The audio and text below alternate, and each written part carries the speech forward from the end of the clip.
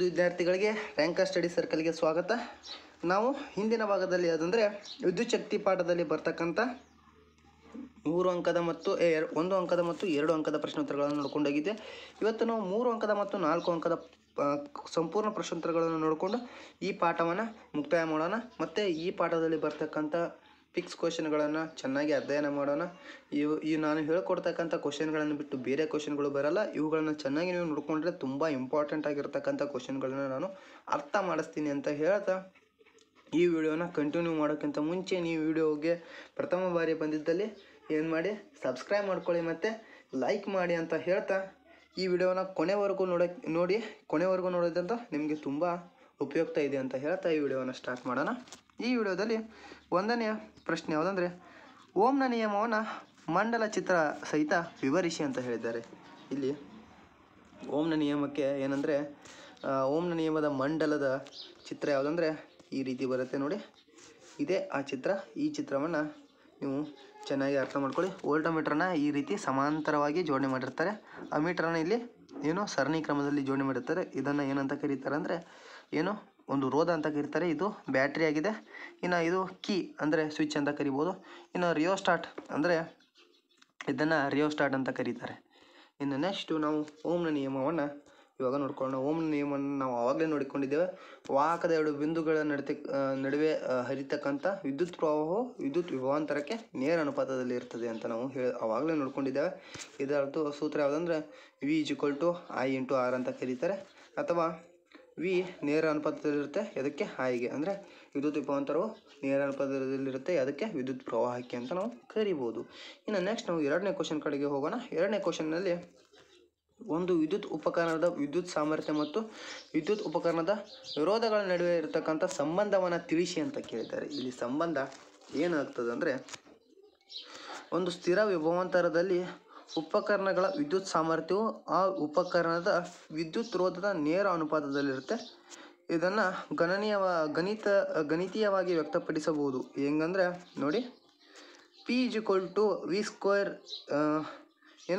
/R ಅಂತ ಹೇಳ್ತಾರೆ. ಇಲ್ಲಿ P ಅಂದರೆ ಏನಂದರೆ ವಿದ್ಯುತ್ ಸಾಮರ್ಥ್ಯ ಅಂತ ಹೇಳ್ಬೋದು, V ಅಂದರೆ ವಿಭವಾಂತರ ಅಂತ ಹೇಳ್ಬೋದು, R ಅಂದರೆ ವಿದ್ಯುತ್ ಪ್ರವಾಹ ಅಂತ. ಇಲ್ಲಿ R ಅಂದರೆ ಏನು R ಅಂದರೆ ವಿದ್ಯುತ್ ರೋಧ ಅಂತ ನಾವು ಹೇಳ್ಬೋದು. ವಿದ್ಯುತ್ ರೋಧವನ್ನು ಇದು ವಿದ್ಯುತ್ ಪ್ರವಾಹ ಅಲ್ಲ, ವಿದ್ಯುತ್ ರೋಧ ಅಂತ ನಾವು ಹೇಳ್ಬೋದು. ಈ ಸೂತ್ರ ಕೂಡ ತುಂಬ ಇಂಪಾರ್ಟೆಂಟ್ ಆಗಿದೆ. ಇದನ್ನು ಕೂಡ ನೀವು ಚೆನ್ನಾಗಿ ನೋಡ್ಕೊಳ್ಳಿ ಅಂತ ಹೇಳ್ತಾ 2ನೇ ಕ್ವಶನ್ ಕಡೆಗೆ ನಾವು ಹೋಗೋಣ. 3ನೇ ಕ್ವಶನ್ ಕಡೆಗೆ ನಾವು ಹೋಗೋಣ. 3ನೇ ಕ್ವಶನ್ನಲ್ಲಿ ಜೌಲ್ನ ಉಷ್ಣೋತ್ಪಾದನಾ ಪರಿಣಾಮವನ್ನು ವ್ಯಾಖ್ಯಾನಿಸಿ ಮತ್ತು ವಿವರಿಸಿ ಅಂತ ಕೇಳಿದರೆ ಇದರದ್ದು ಉತ್ತರವನ್ನು ನೋಡ್ಕೊಂಡು ಹೋಗೋದಾದರೆ ಜೌಲ್ನ ಉಷ್ಣೋತ್ಪಾದನಾ ಪ್ರಕಾರ ನಾನು ಇವಾಗಲೇ 2 ಸರಿ ನೋಡ್ಕೊಂಡಿದ್ದೇವೆ. ಇದರದ್ದು ಉತ್ತರ ಏನಂದರೆ ರೋಧಕದಲ್ಲಿ ಉತ್ಪತ್ತಿ ಆಗಿರ್ತಕ್ಕಂಥ ಉಷ್ಣವು ಹರಿಯುತ್ತಿರ್ತಕ್ಕಂಥ ಪ್ರವಾಹದ ವರ್ಗಕ್ಕೆ ಮತ್ತು ರೋಧಕ್ಕೆ ಮತ್ತು ರೋಧಕದಲ್ಲಿ ವಿದ್ಯುತ್ ಪ್ರವಾಹದ ಕಾಲಕ್ಕೆ ನೇರ ಅನುಪಾತದಲ್ಲಿ ಇರುತ್ತೆ ಅಂತ ಇಲ್ಲಿ ಸೂಚನೆ ಮಾಡಿದ್ದಾರೆ. ಇಲ್ಲಿ ಏನಂದರೆ H ಅಂದರೆ ಉಷ್ಣ ಅಂತ ಆಗುತ್ತೆ. ಉಷ್ಣ ಯಾವ್ಯಾವುದಕ್ಕೆ ನೇರ ಅನುಪಾತದಲ್ಲಿ ಇರುತ್ತೆ ಅಂದರೆ ಉಷ್ಣ ಕರೆಂಟ್ನ ಸ್ಕ್ವೇರ್ಗೆ ಅಂದರೆ ವರ್ಗಕ್ಕೆ ನೇರ ಅನುಪಾತದಲ್ಲಿರುತ್ತೆ. ಮತ್ತು H ಅನ್ನೋದು ಯಾವುದಕ್ಕಂದರೆ ರೋಧಕ್ಕೆ ನೇರ ಅನುಪಾತದಲ್ಲಿರುತ್ತೆ. ಮತ್ತು ಉಷ್ಣವು ಟೈಮ್ಗೆ ಕೂಡ ನೇರ ಅನುಪಾತದಲ್ಲಿ ಇರುತ್ತೆ. ಅದಕ್ಕೋಸ್ಕರ ಇಲ್ಲಿ ಏನಂತ ಹೇಳಿದರೆ ಉತ್ಪತ್ತಿ ಆಗಿರ್ತಕ್ಕಂಥ ಉಷ್ಣವು ವಿದ್ಯುತ್ ಪ್ರವಾಹದ ವರ್ಗಕ್ಕೆ, ರೋಧಕ್ಕೆ ಮತ್ತು ರೋಧಕದಲ್ಲಿರ್ತಕ್ಕಂಥ ವಿದ್ಯುತ್ ಪ್ರವಾಹದ ಕಾಲಕ್ಕೆ ನೇರ ಅನುಪಾತದಲ್ಲಿರುತ್ತೆ ಅಂತ ಇಲ್ಲಿ ಹೇಳಿದ್ದಾರೆ. ಇದರದ್ದು ಸೂತ್ರ ಈ ರೀತಿ ಇದೆ. ಇದನ್ನು ನೋಡಿಕೊಳ್ಳಿ. H = I² ಅಂದರೆ ಕರೆಂಟ್ ಸ್ಕ್ವೇರ್ ಇಂಟು R ಅಂದರೆ ರೋಧ ಇಂಟು T ಅಂದರೆ ಟೈಮ್ ಅಂತ ನಾವು ಹೇಳ್ಬೋದು. ಇನ್ನು ನೆಕ್ಸ್ಟು 4ನೇ ಪ್ರಶ್ನೆ ಕಡೆಗೆ ಹೋಗೋಣ. ವೋಲ್ಟಮೀಟರನ್ನು ವಿದ್ಯುತ್ ಮಂಡಲದಲ್ಲಿ ಹೇಗೆ ಜೋಡಿಸಿರ್ತಾರೆ ಮತ್ತು ಏಕೆ ಅಂತ ಕೇಳಿದರೆ ವೋಲ್ಟಮೀಟರನ್ನು ಯಾವಾಗಲೂ ಸಮಾಂತರವಾಗಿ ಜೋಡಿಸಿರ್ತಾರೆ. ಹೆಂಗೆ ಅಂದರೆ ಈ ರೀತಿ ಸಮಾಂತರವಾಗಿ ಜೋಡಿಸಿರ್ತಾರೆ. ಯಾಕೆ ಅಂತ ನೋಡ್ಕೊಂಡು ಹೋದರೆ ವಿದ್ಯುತ್ ವಿಭವಾಂತರವು ಸಮಾಂತರದಲ್ಲಿದ್ದಾಗ ಯಾವಾಗಲೂ ಏನಿರುತ್ತೆ ಅಂದರೆ ಒಂದೇ ರೀತಿಯಾಗಿರುತ್ತೆ, ಅಂದರೆ ಅದು ವಿಭಜಿಸುವುದಿಲ್ಲ. ಅದಕ್ಕೋಸ್ಕರ ಅದನ್ನು ಏನಂತ ಸಮಾಂತರವಾಗಿ ಕಟ್ಟಿರ್ತಾರೆ. ಅದಕ್ಕೋಸ್ಕರ ಅದನ್ನು ಅಳಿಬೇಕಂದ್ರೆ ಸಮಾಂತರವಾಗಿ ಜೋಡಣೆ ಮಾಡಬೇಕು ಅಂತ ಇಲ್ಲಿ ನಾವು ಹೇಳೋಣ. ಏನಂದರೆ ವಿದ್ಯುತ್ ಮಂಡಲದಲ್ಲಿ ಉಪಕರಣವು ವಿಭವಾಂತರವನ್ನು ಅಳೆಯುತ್ತಿರುತ್ತದೋ ಆ ಉಪಕರಣಕ್ಕೆ ಸಮಾಂತರವಾಗಿ ವೋಲ್ಟ್ ಮೀಟರ್ನ ಜೋಡಿಸಿರ್ತಾರೆ. ನಾನು ಹೇಳಿದ್ದೆಲ್ಲ ಸಮಾಂತರವಾಗಿ ವೋಲ್ಟ್ ಮೀಟರ್ನ ಜೋಡಿಸಿದ್ದಾರೆ. ಏಕೆಂದರೆ ವೋಲ್ಟ್ ಮೀಟರನ್ನು ಅತಿ ಹೆಚ್ಚು ವಿದ್ಯುತ್ ರೋಧ ಹೊಂದಿರುವಂತೆ ತಯಾರಿಸಿರುತ್ತಾರೆ. ಇದನ್ನು ಸಮಾಂತರವಾಗಿ ಜೋಡಿಸುವುದರಿಂದ ಮಂಡಲದ ಮೇಲೆ ಯಾವುದೇ ಪ್ರಭಾವ ಉಂಟಾಗುವುದಿಲ್ಲ ಅಂತ ಇಲ್ಲಿ ಹೇಳಿದ್ದಾರೆ. ಇದು ಅತಿ ಹೆಚ್ಚಿನ ರೋಧವನ್ನು ಹೊಂದಿರುವಂತೆ ತಯಾರಿಸಿರ್ತಾರೆ. ಅತಿ ಹೆಚ್ಚಿನ ರೋಧವನ್ನು ಹೊಂದಿರುವಂತೆ ತಯಾರಿಸಿರ್ತಾರೆ. ಇದನ್ನು ಸಮಾಂತರವಾಗಿ ಕಟ್ಟುವುದರಿಂದ ಯಾವುದೇ ರೀತಿಯ ಪರಿಣಾಮ ಉಂಟಾಗೋದಿಲ್ಲ. ಯಾಕಂದರೆ ವಿದ್ಯುತ್ ವಿಭವಾಂತರವು ಏನಾಗಿರುತ್ತೆ ಅಂದರೆ ವಿದ್ಯುತ್ ವಿಭವಾಂತರ ಅನ್ನೋದು ಏನು ಸಮಾಂತರವಾಗಿ ಇದ್ದಾಗ ಒಂದೇ ರೀತಿಯಾಗಿರುತ್ತೆ, ಅದು ವಿಭಜಿಸುವುದಿಲ್ಲ ಅಂತ ನಾವು ಹೇಳಬಹುದು. ಇನ್ನು ನೆಕ್ಸ್ಟು ವಿದ್ಯುತ್ ವಾಹಕದ ಉದ್ದ ಮತ್ತು ಅಡ್ಡ ಕೊಯ್ತದ ವಿಸ್ತೀರ್ಣವನ್ನು ದ್ವಿಗುಣಗೊಳಿಸಿದಾಗ ಆ ವಾಹಕದ ರೋಧದಲ್ಲಿ ಉಂಟಾಗ್ತಕ್ಕಂಥ ಬದಲಾವಣೆಯನ್ನು ವಿವರಿಸಿ ಅಂತ ಕೇಳಿದ್ದಾರೆ. ಇಲ್ಲಿ ಏನಂದರೆ ನಾವು ನೋಡ್ಕೋಬೇಕಂದ್ರೆ ರೋಧವು ಅದರ ಉದ್ದಕ್ಕೆ ಏನಾಗಿರುತ್ತೆ ನೇರ ಅನುಪಾತದಲ್ಲಿರುತ್ತೆ. ಮತ್ತು ಉದ್ದವನ್ನು ದ್ವಿಗುಣಗೊಳಿಸಿದಂತೆ ರೋಧವು ಕೂಡ ಏನಾಗ್ತದೆ ಹೆಚ್ಚಾಗ್ತದೆ, ಅದು ಕೂಡ ದ್ವಿಗುಣ ಆಗ್ತದೆ. ಉದ್ದವನ್ನು 2 ಪಟ್ಟು ಮಾಡಿದರೆ ರೋಧ ಕೂಡ 2 ಪಟ್ಟಾಗುತ್ತೆ. ಇನ್ನು ವಾಹಕದ ರೋಧದಲ್ಲಿರ್ತಕ್ಕಂಥ ಅಡ್ಡ ಕೊಯ್ತವನ್ನು ವಿಸ್ತೀರ್ಣವು ಯಾವುದಕ್ಕೆ ರೋಧಕಕ್ಕೆ ವಿಲೋಮ ಅನುಪಾತದಲ್ಲಿರುತ್ತೆ. ಇದನ್ನು ವಿಸ್ತೀರ್ಣವನ್ನು ದ್ವಿಗುಣಗೊಳಿಸಿದರೆ ರೋಧ ಎಷ್ಟಾಗ್ತದೆ ಅಂದರೆ ಅರ್ಧದಷ್ಟು ಆಗ್ತದೆ. ಯಾಕಂದರೆ ಅದು ವಿಲೋಮ ಅನುಪಾತದಲ್ಲಿರೋದ್ರಿಂದ ಅದು ಹೆಚ್ಚಾದರೆ ಇದು ಕಡಿಮೆ ಆಗ್ತಾ ಇರುತ್ತೆ ಅಂತ ನಾವು ಹೇಳ್ಬೋದು. ಇನ್ನು 6ನೇ ಪ್ರಶ್ನೆ, ರೋಧಕಗಳ ಸರಣಿಯ ಜೋಡಣೆಯನ್ನು ಪ್ರಾಮುಖ್ಯತೆಯನ್ನು ವಿವರಣಾತ್ಮಕವಾಗಿ ತಿಳಿಸಿ ಅಂತ ಹೇಳಿದ್ದಾರೆ. ಇಲ್ಲಿ ರೋಧಕಗಳನ್ನು ಸರಣಿಯಲ್ಲಿ ಯಾವ ರೀತಿ ಜೋಡಣೆ ಮಾಡ್ಬೋದು ಅಂದರೆ ಒಂದು ತುದಿಯಿಂದ ಇನ್ನೊಂದು ತುದಿಗೆ ನೇರವಾಗಿ ಸಂಪರ್ಕಿಸಿರ್ತಾರೆ. ಇಲ್ಲಿ ಏನಂದರೆ ವಿದ್ಯುತ್ ಪ್ರವಾಹವು ಒಂದೇ ಪಥದಲ್ಲಿ ಹರಿಯುತ್ತೆ. ಇದರಿಂದ ಉಂಟಾಗುವಂಥ ಒಟ್ಟು ರೋಧವು ಹೇಗಿರುತ್ತೆ ಅಂದರೆ R total = R1 + R2 + R3 + R4 ಅಂತ ಹೀಗೆ ಇರುತ್ತೆ ಅಂತ ನಾವು ಹೇಳ್ಬೋದು. ಇನ್ನು ಈ ರೋಧದ ಅವಶ್ಯಕತೆ ಇರುವ ಕಡೆ ರೋಧಕದ ಸರಣಿ ಜೋಡಣೆಯನ್ನು ಬಳಸ್ತಾರೆ. ಇದರಲ್ಲಿ ಪ್ರತಿ ರೋಧಕಗಳ ರೋಧವು ಬದಲಾಗ್ತದೆ. ಯಾಕಂದರೆ ಸರಣಿ ಜೋಡಣೆಯಲ್ಲಿ ಜೋಡಿಸಿದರೆ ಏನಾಗ್ತದೆ ಅಂದರೆ ವಿದ್ಯುತ್ ವಿಭವಾಂತರ ಏನಾಗುತ್ತೆ ಚೇಂಜ್ ಆಗ್ತಾ ಹೋಗುತ್ತೆ ಅಂತ ನಾವು ಹೇಳ್ಬೋದು. ಇನ್ನು 7ನೇ ಪ್ರಶ್ನೆ, ರೋಧಕಗಳ ಸಮಾಂತರ ಜೋಡಣೆಯ ಪ್ರಾಮುಖ್ಯತೆಯನ್ನು ವಿವರಣಾತ್ಮಕವಾಗಿ ವಿವರಿಸಿ ಅಂತ ಹೇಳಿದರೆ. ಇಲ್ಲಿ ರೋಧಕಗಳನ್ನು ಸಮಾಂತರವಾಗಿ ಹೇಗೆ ಜೋಡಣೆ ಮಾಡ್ತಾರೆ ಅಂದರೆ ಇಲ್ಲಿ ನೋಡ್ಕೊಳ್ಳಿ, ಈ ರೀತಿಯನ್ನು ಜೋಡಣೆ ಮಾಡೋದನ್ನು ಏನಂತ ಕರೀತಾರೆ, ಇದು R1 R2 R3 ಈ ರೀತಿ ಜೋಡಣೆ ಮಾಡ್ತಾರೆ. 2 ತುದಿಗಳಿಗೆ ಸಮಾಂತರವಾಗಿ ಮೇಲೆ 2 ತುದಿಗಳಿಗೆ ಹೆಚ್ಚಿನ ಜೋಡಣೆ ಮಾಡೋದನ್ನು ಏನಂತ ಕರೀತಾರೆ, ಸಮಾಂತರ ಜೋಡಣೆ ಅಂತ ಕರೀತಾರೆ. ಇದರದ್ದು ಟೋಟಲ್ ಏನಾಗುತ್ತೆ ಅಂದರೆ 1 R1 R total = 1 R1 + 1 R2 + 1 R3 ಹೀಗೆ ಹೋಗುತ್ತೆ. ಇಲ್ಲಿ ನೋಡಿ ಇದೇ ಕೊಟ್ಟಿದ್ದಾರೆ. ಇಲ್ಲಿ ಸಮಾಂತರವಾಗಿ ಪರಸ್ಪರ ಒಂದು ತುದಿಯಿಂದ ಮತ್ತೊಂದು ತುದಿಗೆ ಪರಸ್ಪರ ಸಮಾಂತರವಾಗಿ ಜೋಡಿಸಿರ್ತಾರೆ. ಇಲ್ಲಿ ವಿದ್ಯುತ್ ಪ್ರವಾಹ ಹರಿಯುವುದು ಒಂದು ಪಥಕ್ಕಿಂತ ಹರಿಯಲು ಒಂದಕ್ಕಿಂತ ಹೆಚ್ಚು ಪಥಗಳು ದೊರೆಯುತ್ತವೆ. ಏನಂದರೆ ಬೇರೆ ಬೇರೆ ಪಥಗಳಲ್ಲಿ ದೊರೆಯೋದ್ರಿಂದ ವಿದ್ಯುತ್ ಪ್ರವಾಹ ವಿಭಜನೆ ಆಗ್ತದೆ. ಅಂದರೆ ಬೇರೆ ಬೇರೆ ವಿಭಜನೆ ಆಗ್ತದೆ ಮತ್ತು ವಿದ್ಯುತ್ ವಿಭವಾಂತರ ಒಂದೇ ಆಗಿರುತ್ತೆ ಅಂತ ನಾವು ಹೇಳ್ಬೋದು. ಕೊಟ್ಟಿರುವ ರೋಧಕ್ಕಿಂತ ಹೆಚ್ಚಿನ ರೋಧದ ಅವಶ್ಯಕತೆ ಇರುವ ರೋಧಕಗಳ ಸಮಾಂತರ ಜೋಡಣೆಯಲ್ಲಿ ಬಳಸ್ತಾರೆ.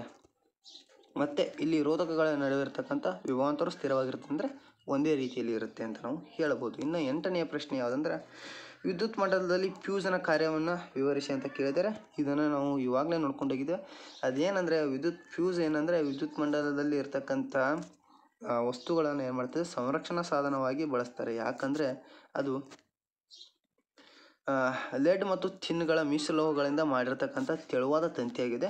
ಇದು ಕಡಿಮೆ ದ್ರವಣ ಬಿಂದು ಮತ್ತು ಹೆಚ್ಚಿನ ವಿದ್ಯುತ್ ಹರಿದಾಗ ಏನಾಗ್ತದೆ ಅಂದರೆ ತಂತಿ ಕರಗಿ ಮಂಡಲವನ್ನು ತುಂಡರಿಸುತ್ತದೆ, ಅಂದರೆ ಮಂಡಲವನ್ನು ಬಂದ್ ಮಾಡ್ತದೆ. ಆವಾಗ ವಿದ್ಯುತ್ ಪ್ರವಾಹ ಏನಾಗ್ತದೆ ಅಂದರೆ ನಿಂತ್ಕೊಂಡ್ಬಿಡುತ್ತೆ ಅಂತ ನಾವು ಹೇಳ್ಬೋದು. ಇನ್ನು 9ನೇ ಪ್ರಶ್ನೆ ಏನಂದರೆ 200 ಸೆಂಟಿ ತಾಪಮಾನದಲ್ಲಿ 1 ಮೀಟರ್ ಉದ್ದದ ಮ್ಯಾಂಗನೀಸ್ ತಂತಿಯ ರೋಧಶೀಲತೆಯು 1.84 × 10⁶ ಓಮ್ ಮೀಟರ್ ಆಗಿದೆ. ಈ ತಂತಿಯ ವ್ಯಾಸವು 3.8 -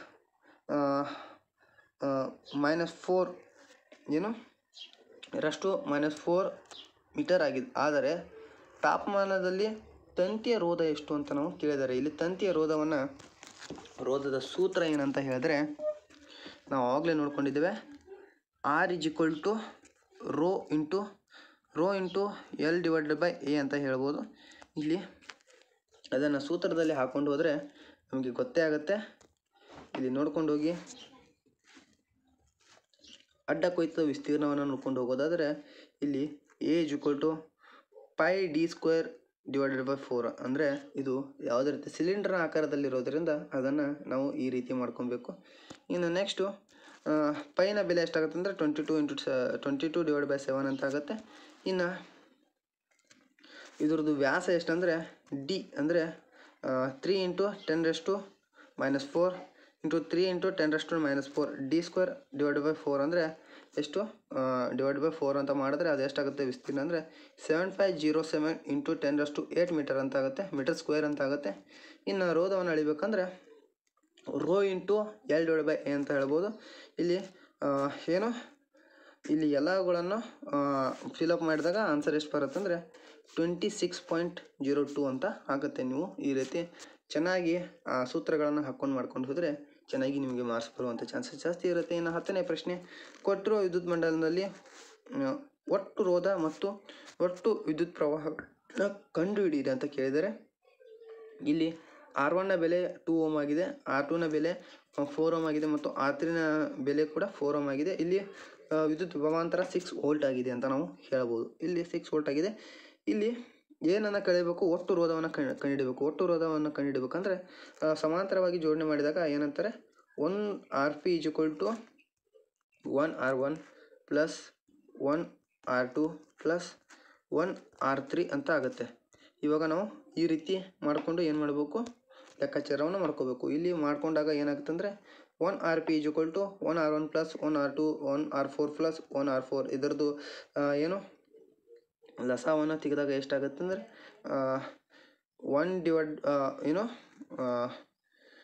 2 ಪ್ಲಸ್ 1 ಪ್ಲಸ್ 1 ಡಿವೈಡ್ ಬೈ 4 ಅಂತ ಆಗುತ್ತೆ. ಇದೆಲ್ಲ ಕೂಡಿಸಿ 4/4 ಅಂತ ಆಗುತ್ತೆ. ಡಿವೈಡೆಡ್ ಬೈ ಮಾಡಿದ್ರೆ ಒಂದು ಆನ್ಸರ್ ಎಷ್ಟು ಬರುತ್ತೆ, 1 ಓಮ್ ಅಂತ ಬರುತ್ತೆ. ಇನ್ನು ನೆಕ್ಸ್ಟು ವಿದ್ಯುತ್ ಪ್ರವಾಹ I = V divided by R ಅಂತ ಆಗುತ್ತೆ. ಅದರದ್ದು 6 ಡಿವೈಡ್ ಬೈ 1 ಮಾಡಿದ್ರೆ ಎಷ್ಟು 6 ಆಂಪಿಯರ್ ಅಂತ ಉತ್ತರ ಬರುತ್ತೆ. ಇನ್ನು 11ನೇ ಪ್ರಶ್ನೆ ಕಡೆಗೆ ಹೋಗೋಣ. ವಿದ್ಯುತ್ ಉಪಕರಣಗಳಲ್ಲಿ ಸರಣಿ ಕ್ರಮದಲ್ಲಿ ಜೋಡಿಸುವುದಕ್ಕಿಂತ ಸಮಾಂತರ ಕ್ರಮದಲ್ಲಿ ಜೋಡಿಸುವುದು ಅನುಕೂಲಕರ ಏಕೆ ಅಂತ ಕೇಳಿದರೆ, ಸರಣಿ ಕ್ರಮದಲ್ಲಿ ಜೋಡಿಸುವ ಉಪಕರಣಗಳು ನಿರ್ವಹಿಸಲು ವ್ಯಾಪಕವಾಗಿ ಮತ್ತು ವಿಭಿನ್ನ ಮೌಲ್ಯಗಳ ವಿದ್ಯುತ್ ಪ್ರವಾಹಗಳ ಅವಶ್ಯಕತೆ ಇರುತ್ತೆ. ಯಾವುದಾದರೂ ಒಂದು ಘಟಕ ವಿಫಲವಾದರೆ ಸರಣಿ ಮಂಡಲ ಮುರಿದು ಹೋಗುತ್ತೆ, ಉಳಿದ ಯಾವುದೇ ಘಟಕಗಳು ಕಾರ್ಯನಿರ್ವಹಿಸುವುದಿಲ್ಲ ಅಂತ ಇಲ್ಲಿ ಹಾಕ್ತಾರೆ. ಆದರೆ ಇಲ್ಲಿ ನೋಡ್ಕೊಂಡು ಹೋಗಿ ಸಮಾಂತರ ಮಂಡಲವು ವಿದ್ಯುತ್ ಉಪಕರಣಗಳ ಮೂಲಕ ವಿದ್ಯುತ್ ಪ್ರವಾಹವನ್ನು ವಿಭಜಿಸುತ್ತದೆ ಮತ್ತು ನಿರ್ದಿಷ್ಟವಾಗಿ ಪ್ರತಿಯೊಂದು ವಿದ್ಯುತ್ ಉಪಕರಣಗಳು ವಿಭಿನ್ನ ರೋಧಗಳನ್ನು ಹೊಂದಿರುವಾಗ ಮತ್ತು ಸರಿಯಾಗಿ ಕಾರ್ಯನಿರ್ವಹಿಸಲು ವಿಭಿನ್ನ ವಿದ್ಯುತ್ ಪ್ರವಾಹ ಅವಶ್ಯಕತೆ ಸಂದರ್ಭದಲ್ಲಿ ಸಮಾಂತರ ಜೋಡಣೆಯು ಸಹಕಾರಿಯಾಗಿದೆ ಮತ್ತು ಸಮಾಂತರ ಜೋಡಣೆಯಲ್ಲಿ ಪ್ರತಿಯೊಂದು ವಿದ್ಯುತ್ ಉಪಕರಣಗಳನ್ನು ಪ್ರತ್ಯೇಕವಾಗಿ ಉಪಯೋಗಿಸಬಹುದು ಅಂತ ಹೇಳ್ತಾರೆ. ಇಲ್ಲಿ ನೋಡ್ಕೊಂಡು ಹೋಗಿ ಏನಂದರೆ ಇಲ್ಲಿ ವಿದ್ಯುತ್ ಪ್ರವಾಹ ಒಂದೊಂದು ಉಪಕರಣಕ್ಕೆ ಎಲ್ಲ ಉಪಕರಣಗಳ ಒಂದೇ ಥರ ಕರೆಂಟ್ ಪಾಸ್ ಆಗೋದರಿಂದ ಏನಾಗುತ್ತೆ ಅಂದರೆ ಯಾವುದಾದ್ರೂ ಒಂದು ವಿದ್ಯುತ್ ಘಟಕ ಮುರಿದು ಬಿದ್ದರೂ ಇಡೀ ಮಂಡಲವೇ ಬಂದಾಗ್ಬಿಡುತ್ತೆ, ಎಲ್ಲ ಉಪಕರಣಗಳು ಕೂಡ ಬಂದಾಗ್ಬಿಡ್ತವೆ. ಅದು ಸಮಾಂತರ ಜೋಡಣೆಯಲ್ಲಿ ಹಂಗಿರಲ್ಲ. ಏನಾಗ್ತದೆ ಅಂದರೆ ಪ್ರತಿಯೊಂದು ವಸ್ತುವಿಗೂ ಬೇರೆ ಬೇರೆ ರೀತಿ ಇರ್ತಕ್ಕಂಥ ವಿದ್ಯುತ್ ಪ್ರವಾಹ ಹೋಗ್ತಾ ಇರುತ್ತೆ. ಮತ್ತು ಇಲ್ಲಿ ಪ್ರತಿಯೊಂದು ಉಪಕರಣಗಳಲ್ಲಿ ವಿವಿಧ ರೋಧಗಳ ವಸ್ತುಗಳು ಕೂಡ ಆಗ್ತವೆ. ಮತ್ತು ಇನ್ನೊಂದೇನು ಏನಂದರೆ ಸಮಾಂತರ ಜೋಡಣೆಯಲ್ಲಿ ಏನಂದರೆ ವಿದ್ಯುತ್ ಉಪಕರಣ ಒಂದು ಬಂದು ಬಿದ್ದರೂ ನಾವು ಬೇರೆ ಉಪಕರಣಗಳು ಆ ರೀತಿ ಬಂದು ಬೀಳೋದಿಲ್ಲ, ಅವು ಹಾಗೆ ಕಾರ್ಯನಿರ್ವಹಿಸ್ತವೆ. ಯಾವ ರೀತಿಯ ಉಪಕರಣಗಳು ಬಂದು ಬಿದ್ದಿರುತ್ತೋ ಅವುಗಳನ್ನು ಮತ್ತೆ ನಾವು ರಿಪೇರಿ ಮಾಡಿಬಿಟ್ಟು ಸಮಾಂತರವಾಗಿ ಜೋಡಿಸುವುದರಿಂದ ಅವುಗಳು ಮತ್ತೆ ಸರಿ ಹೋಗುವಂಥ ಚಾನ್ಸಸ್ ಇರುತ್ತೆ ಅಂತ ಹೇಳ್ತಾ ಇನ್ನು 12ನೇ ಪ್ರಶ್ನೆ ಕಡೆಗೆ ಹೋಗೋಣ. ಜೌಲ್ನ ಉಷ್ಣೋತ್ಪಾದಕ ನಿಯಮವನ್ನು ವಿವರಿಸಿ ಮತ್ತು ವಿದ್ಯುತ್ ತಂತು ದೀಪದ ಕಾರ್ಯವನ್ನು ವಿವರಿಸಿ ಅಂತ ಕೇಳಿದ್ದಾರೆ. ಇಲ್ಲಿ ಮತ್ತದೇ ಕ್ವಶನ್ನು, ಅದನ್ನು ಹೇಳೋದರಲ್ಲಿ ಏನು ಅರ್ಥ ಇಲ್ಲ, ಇದನ್ನು ನೀವೇ ನೋಡ್ಕೊಳ್ಳಿ ಅಂತ ಹೇಳ್ತಾ ಇನ್ನು ನೆಕ್ಸ್ಟ್ ನಾವು ವಿದ್ಯುತ್ ತಂತು ದೀಪದ ಕಾರ್ಯವನ್ನು ನೋಡ್ಕೊಂಡು ಹೋಗೋಣ. ವಿದ್ಯುತ್ ತಂತುವಿನ ದೀಪದ ಕಾರ್ಯ ಏನಂದರೆ, ಒಂದು ಪ್ರಬಲವಾದ ಮತ್ತು ಹೆಚ್ಚಿನ ದ್ರವಣವನ್ನು ಹೊಂದಿರತಕ್ಕಂಥ ಲೋಹವಾದ ಟಂಗ್ಸ್ಟನನ್ನು ಬಲ್ಬ್ನ ತಂತು ತಯಾರಿಕೆಯಲ್ಲಿ ಬಳಸ್ತಾರೆ. ಏನು, ಒಂದು ಪ್ರಬಲವಾದಂಥ ಮತ್ತು ಹೆಚ್ಚಿನ ದ್ರವಣವನ್ನು ಹೊಂದಿರತಕ್ಕಂಥ ಲೋಹ ಯಾವುದಂತ ಟಂಗ್ಸ್ಟನನ್ನು ವಿದ್ಯುತ್ ಬಲ್ಬ್ನಲ್ಲಿ ಬಳಸ್ತಾರೆ. ತಂತಿಯ ದೀರ್ಘಕಾಲ ಬಾಳಿಕೆಗಾಗಿ ಬಲ್ಬ್ ಒಳಗಡೆ ನೈಟ್ರೋಜನ್ ಮತ್ತು ಆರ್ಗಾನ್ಗಳಂಥ ಕಡಿಮೆ ಕ್ರಿಯಾಶೀಲ ಅನಿಲಗಳನ್ನು ಬಳಸ್ತಾರೆ, ತುಂಬುತ್ತಾರೆ. ಇನ್ನು ಬಳಸಿಕೊಂಡ ಗರಿಷ್ಠ ಶಕ್ತಿಯು ಶಾಖದ ರೂಪದಲ್ಲಿ ಕಂಡುಬರುತ್ತದೆ, ಆದರೆ ಅದರ ಸ್ವಲ್ಪ ಭಾಗವು ಬೆಳಕಿನ ರೂಪದಲ್ಲಿ ಹೊರಹೊಮ್ಮುತ್ತದೆ ಅಂತ ಇಲ್ಲಿ ಹೇಳ್ತಾರೆ. ಗರಿಷ್ಠ ಭಾಗವು ಶಾಖದ ರೂಪದಲ್ಲಿ ಹೊರಗೆ ಬಂದರೆ, ಆದರೆ ಸ್ವಲ್ಪ ಭಾಗವೇ ಮಾತ್ರ ಬೆಳಕಿನ ರೂಪದಲ್ಲಿ ಬರುತ್ತೆ ಅಂತ ಇಲ್ಲಿ ಹೇಳುತ್ತಾರೆ. ಇನ್ನು 13ನೇ ಪ್ರಶ್ನೆ ಕಡೆಗೆ ಹೋಗೋಣ. ವಿದ್ಯುತ್ ಮಂಡಲದಲ್ಲಿ 50 ಓಮ್ ರೋಧವಿರತಕ್ಕಂಥ ಒಂದು ವಿದ್ಯುತ್ ಬಲ್ಬನ್ನು 10 ವೋಲ್ಟ್ ಬ್ಯಾಟರಿಗೆ ಸಂಪರ್ಕಿಸಿದಾಗ ವಿದ್ಯುತ್ ಬಲ್ಬ್ನ ಮೂಲಕ ಹರಿಯುವ ವಿದ್ಯುತ್ ಪ್ರವಾಹವನ್ನು ವಿದ್ಯುತ್ ಪ್ರವಾಹ ಮತ್ತು ಬಲ್ಬ್ನ ಸಾಮರ್ಥ್ಯವನ್ನು ಕಂಡುಹಿಡಿಯಿರಿ ಅಂತ ಕೇಳಿದ್ದಾರೆ. ಇಲ್ಲಿ ಉತ್ತರವನ್ನು ನಾವು ನೋಡ್ಕೊಂಡು ಹೋಗೋಣ. ಇಲ್ಲಿ ಪ್ರಥಮವಾಗಿ ಏನಂದ್ರೆ ವಿದ್ಯುತ್ ಪ್ರವಾಹವನ್ನು ನೋಡ್ಕೊಂಡು ಹೋಗೋಣ. ಇಲ್ಲಿ ವಿದ್ಯುತ್ ಪ್ರವಾಹವನ್ನು ಕಂಡುಹಿಡಬೇಕಂದ್ರೆ ಯಾವ ಸೂತ್ರವನ್ನು ಅಪ್ಲೈ ಮಾಡಬೇಕಂದ್ರೆ R = V/I ಅನ್ನುವಂಥ ಸೂತ್ರವನ್ನು ನಾವು ನೋಡ್ಕೊಂಡು ಹೋಗ್ಬೇಕು. ಇಲ್ಲಾಂದರೆ V = I × R ಅಂತ ಆಗುತ್ತೆ. ಯಾಕಂದರೆ ಇದು ಮೇಲ್ಗಡೆ ಈಚೆ ಕಡೆ ಹೋದರೆ ಇಂಟುಗೆ ಹೋಗುತ್ತೆ, ಮತ್ತು ಕೆಳಗಡೆ ಬಂದರೆ I ಅಂತ ಆಗುತ್ತೆ, / ಅಂತ ಆಗುತ್ತೆ. ಇಲ್ಲಿ ನೋಡ್ಕೊಂಡು ಹೋಗೋಣ. ಇವುಗಳನ್ನು R = 15 ಆಂಪಿಯರ್ ಮತ್ತು V = 10 ವೋಲ್ಟ್. ಅಂದರೆ ಐನ ಬೆಲೆ ಎಷ್ಟು ಅಂತ ಕೇಳಿದ್ರೆ ಇಲ್ಲಿ I = V/R ಅಂತ ಆಗುತ್ತೆ. ಇಲ್ಲಿ V ಎಷ್ಟಿದೆ ಅಂದರೆ 10 ಅಂತ ಇದೆ, ಮತ್ತು ಇದು 50 ಅಂತ ಇದೆ. ಇದ್ರದ್ದು ಆನ್ಸರ್ ಎಷ್ಟಾಗುತ್ತೆ 0.2 ಅಂತ ಆಗುತ್ತೆ. ಇದ್ರದ್ದು ಆನ್ಸರು 0.2 ಆಂಪಿಯರ್ ಅಂತ ಆಗುತ್ತೆ. ಇಲ್ಲಿ ನೋಡ್ಕೊಂಡು ಹೋಗಿ ಇದ್ರದ್ದು 0.2 ಆಂಪಿಯರ್ ಅಂತ ಆಗುತ್ತೆ. ವಿದ್ಯುತ್ ಬಲ್ಬ್ನ ಸಾಮರ್ಥ್ಯವನ್ನು ಕಂಡುಹಿಡಿಯಬೇಕಂದ್ರೆ ಇಲ್ಲಿ ಸಾಮರ್ಥ್ಯ ವಿದ್ಯುತ್ ವಿಭವಾಂತರ ಇಂಟು ವಿದ್ಯುತ್ ಪ್ರವಾಹ ಅಂತ ಕರಿಬೋದು. 10 × 0.2 ಅಂದರೆ 2 ವೋಲ್ಟ್ಗಳಷ್ಟು ವಿದ್ಯುತ್ ಸಾಮರ್ಥ್ಯವನ್ನು ಹೊಂದಿರುತ್ತೆ. ಇನ್ನು 14ನೇ ಪ್ರಶ್ನೆ ಕಡೆಗೆ ಹೋಗೋಣ. ಕೊಟ್ಟಿರುವ ವಿದ್ಯುತ್ ಮಂಡಲದ ಚಿತ್ರವನ್ನು ಗಮನಿಸಿ ಮತ್ತು ವಿದ್ಯುತ್ ಮಂಡಲದಲ್ಲಿ ಒಟ್ಟು ರೋಧ ಮತ್ತು ಮಂಡಕದ ಮೂಲಕ ಹರಿವರ್ತಕ್ಕಂಥ ಒಟ್ಟು ವಿದ್ಯುತ್ ಪ್ರವಾಹವನ್ನು ಲೆಕ್ಕಾಚಾರ ಮಾಡಿ ಅಂತ ಕೇಳಿದ್ದಾರೆ. ಇಲ್ಲಿ ಯಾವುದು ಮಂಡಲ ಅಂದರೆ ಇದನ್ನು ನೋಡ್ಕೊಂಡು ಹೋಗಿ. ಇಲ್ಲಿ ಒಟ್ಟು ರೋಧವನ್ನು ಕಂಡುಹಿಡಿಯಬೇಕಂದ್ರೆ ನಾವು ಏನು ಮಾಡಬೇಕು, ಪ್ರಥಮವಾಗಿ ಸಮಾಂತರದಲ್ಲಿರ್ತಕ್ಕಂಥ ಒಟ್ಟು ರೋಧವನ್ನು ಕಂಡುಹಿಡಬೇಕು. ಆಮೇಲೆ ಅದನ್ನು ಒಟ್ಟು ರೋಧವನ್ನು ಸರಣಿ ಕ್ರಮದಲ್ಲಿ ಇರ್ತಕ್ಕಂಥ ಒಟ್ಟು ರೋಧವನ್ನು ಮಾಡಿಬಿಟ್ಟು ಕಂಡುಹಿಡಿಯಬೇಕು. ಇಲ್ಲಿ ಸಮಾಂತರವಾಗಿರ್ತಕ್ಕಂಥ ಒಟ್ಟು ರೋಧವನ್ನು ಯಾವ ರೀತಿ ಕಂಡುಹಿಡಿಬೇಕಂದ್ರೆ 4 ಓಮ್ + 12 ಓಮ್ ಇದರದ್ದು ಸೂತ್ರವನ್ನು ನೀವು ನೋಡ್ಕೊಂಡೇ ಇದ್ದೀರಾ. 1/Rp = 1/R2 + 1/R3 ಅಂತ ಆಗುತ್ತೆ. ಇಲ್ಲಿ ಇದು ನೋಡ್ಕೊಂಡು ಹೋದರೆ 1/4 + 1/12 ಅಂತ ಆದರೆ ಇದ್ರದ್ದು ಆನ್ಸರ್ ಎಷ್ಟಾಗುತ್ತೆ 3 + 1/12 ಅಂತ ಆಗುತ್ತೆ. ಇದ್ರದ್ದು 4/12 ಅಂತ ಆಗುತ್ತೆ. ಇನ್ನು 1/12 ಅಂತ ಆಗುತ್ತೆ. ಇದರದ್ದು ಆನ್ಸರ್ ಎಷ್ಟಾಗುತ್ತೆ ಅಂದರೆ ಟೋಟಲಾಗಿ 3 ಆಂಪಿಯರ್ ಅಂತ ಆಗುತ್ತೆ, 3 ಓಮ್ ಅಂತ ಆಗುತ್ತೆ. ಇನ್ನು ಒಟ್ಟು ರೋಧವನ್ನು ಕಂಡುಹಿಡಬೇಕಂದ್ರೆ R1 + Rp ಅಂತ ಮಾಡಬೇಕು. ಇನ್ನು R1 + Rp ಅಂತ ಮಾಡಿದ್ರೆ 3 ಓಮ್ + 5 ಓಮ್ ಕೂಡಿಸಿದ್ರೆ 8 ಓಮು, ಟೋಟಲಾಗಿ 8 ಓಮ್ಗಳಾಗಿ ಇದಾಗುತ್ತೆ. ಟೋಟಲ್ ರೋಧ ಇಷ್ಟಾಗುತ್ತೆ. ಇನ್ನು ಏನನ್ನು ಕಂಡುಹಿಡಿಯಿರಿ ಅಂತ ಕೇಳಿದ್ದಾರೆ ಅಂದರೆ ವಿದ್ಯುತ್ ಪ್ರವಾಹವನ್ನು ಕಂಡುಹಿಡಿಯಿರಿ ಅಂತ ಕೇಳಿದ್ದಾರೆ. ವಿದ್ಯುತ್ ಪ್ರವಾಹವನ್ನು ಕಂಡುಹಿಡಿಯಬೇಕಂದ್ರೆ ಯಾವ ಸೂತ್ರವನ್ನು ಹಾಕಬೇಕು ಅಂದರೆ I = V/R ಅಂತ ಹಾಕಬೇಕು. V/R ಅಂತ ಹಾಕಬೇಕಂದ್ರೆ ಇಲ್ಲಿ V ಎಷ್ಟಿದೆ ಅಂದರೆ 24 ವೋಲ್ಟ್ ಅಂತ ಇದೆ, R ಎಷ್ಟಿದೆ ಅಂದರೆ 8 ಅಂತ ಇದೆ. ಇದನ್ನು ಡಿವೈಡ್ ಮಾಡಿದಾಗ 3 ಆಂಪಿಯರ್ ಆಗಿ ಪರಿವರ್ತನೆ ಆಗುತ್ತೆ. ಇನ್ನು 15ನೇ ಪ್ರಶ್ನೆ ಕಡೆಗೆ ಹೋಗೋಣ. 15ನೇ ಪ್ರಶ್ನೆ, ಓಮ್ನ ನಿಯಮವನ್ನು ನಿರೂಪಿಸಿ ಮತ್ತು ಗೃಹ ಬಳಕೆಯಲ್ಲಿ ವಿದ್ಯುತ್ ಮಂಡಲದಲ್ಲಿ ವಿದ್ಯುತ್ ಉಪಕರಣಗಳನ್ನು ಸರಣಿ ಕ್ರಮದಲ್ಲಿ ಸಂಪರ್ಕಿಸಿರುವುದಿಲ್ಲ, ಏಕೆ? ವಿದ್ಯುತ್ ವಾಹಕವೊಂದರ ರೋಧಕವು ಅವಲಂಬಿಸಿರ್ತಕ್ಕಂಥ ಅಂಶಗಳನ್ನು ತಿಳಿಸಿ. ಇಲ್ಲಿ ಪ್ರಥಮ ಕ್ವಶನು ಓಮ್ನ ನಿಯಮವನ್ನು ನಿರೂಪಿಸಿ, ಇದನ್ನು 2-3 ಸಾರಿ ಹೇಳಿದ್ದೇವೆ. ಇನ್ನು ಇದನ್ನು ಕೂಡ ಹಿಂದೆ ನಾವು ಹೇಳ್ಕೊಂಡು ಹೋಗಿದ್ದೇವೆ, ಅದನ್ನು ನೀವು ನೋಡ್ಕೊಳ್ಳಿ.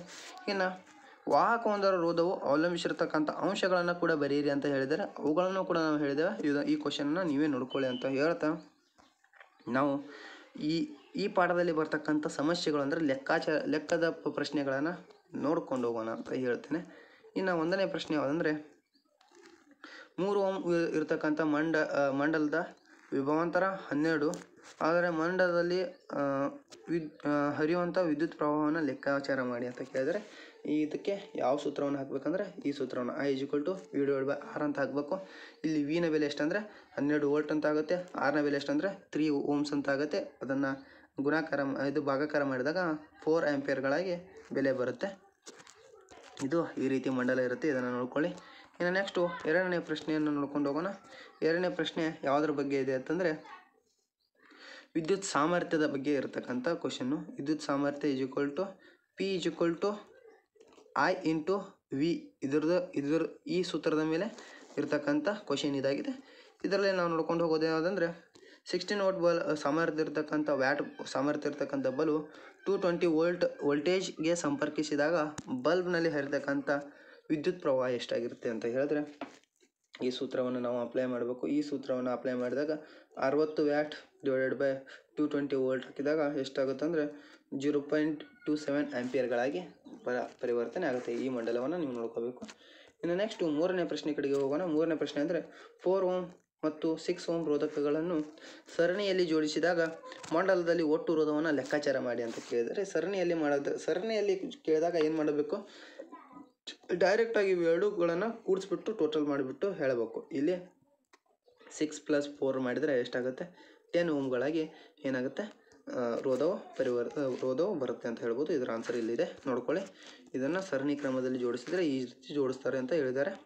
ಇನ್ನು ಸಮಾಂತರವಾಗಿ ಜೋಡಿಸಿದ್ರೆ ಲೆಕ್ಕಾಚಾರ ಮಾಡಬೇಕು. ಲೆಕ್ಕಾಚಾರ ಯಾವ ರೀತಿ ಮಾಡಬೇಕಂತಂದರೆ ಇವೆರಡುಗಳ ಲಸಾವನ್ನು ತಗೋಬೇಕು. ಲಸ ಎಷ್ಟಾಗುತ್ತೆ ಅಂದರೆ 12 ಆಗುತ್ತೆ. 12 ಆದಾಗ ಇವೆರಡುಗಳನ್ನು ಮೇಲೆಗಡೆ ಏನು ಮಾಡಬೇಕು, ಇವೆರಡು ಲಸಾವ ತಗೊಂಡಾಗ ಇವೆರಡುಗಳನ್ನು ಗುಣಾಕಾರ ಮಾಡಬೇಕು. 3 × 2 ಅಂತ ಆಗುತ್ತೆ. 3 × 2 ಆದಾಗ ಕೆಳಗಡೆ ಇರ್ತಕ್ಕಂಥ ಒಂದೇ ಬೆಲೆ ಬರಬೇಕಂದ್ರೆ ಅವೆರಡುಗಳನ್ನು ಮೇಲೆಗಡೆ ಮತ್ತು ಕೆಳಗಡೆ ಗುಣಾಕಾರ ಮಾಡ್ಕೋಬೇಕು. 3 × 2 ಆಗುತ್ತೆ. ಇದು 5/12 ಅಂತ ಆಗುತ್ತೆ. ಇದರ ಆನ್ಸರ್ ಎಷ್ಟು ಬರುತ್ತೆ ಅಂದರೆ 2.4 ಓಮ್ಸ್ ಅಂತ ಬರುತ್ತೆ. ಈ ರೀತಿ ಲೆಕ್ಕ ಮಾಡಬೇಕು ನೋಡಿ. ಇದರದ್ದು ಮಾಡಿದ್ರೆ ಈ ರೀತಿ ಬರುತ್ತೆ. 3 + 2/12 ಅಂತ ಬರುತ್ತೆ. 5/12 ಅಂತ ಬರುತ್ತೆ. R=12/5 ಅಂತ ಆಗುತ್ತೆ. 5 ಅಂತ ಆದಾಗ 2.4 ಅಂತ ಆಗುತ್ತೆ. ಇನ್ನು ನೆಕ್ಸ್ಟು ಐದನೇ ಪ್ರಶ್ನೆ 15 ಓಮ್ ರೋಧವಿರತಕ್ಕಂಥ ವಿದ್ಯುತ್ ಹೀಟರ್ 220 ವೋಲ್ಟ್ನಲ್ಲಿ ಕೆಲಸ ಮಾಡಿದರೆ ಬಳಕೆಯಾದಂಥ ವಿದ್ಯುತ್ ಹೀಟರ್ನ ಸಾಮರ್ಥ್ಯ ಎಷ್ಟಿರಬಹುದು ಅಂತ ಕೇಳಿದ್ದಾರೆ. ಇಲ್ಲಿ ಕೂಡ ಸಾಮರ್ಥ್ಯದ ಪ್ರಶ್ನೆಯನ್ನು ಕೇಳ್ಕೊಂಡು ಹೋಗಿದ್ದಾರೆ. ಇಲ್ಲಿ ಸೂತ್ರ ಯಾವುದಂದರೆ P=V²/R ಅಂತ ಹೇಳ್ತಾರೆ.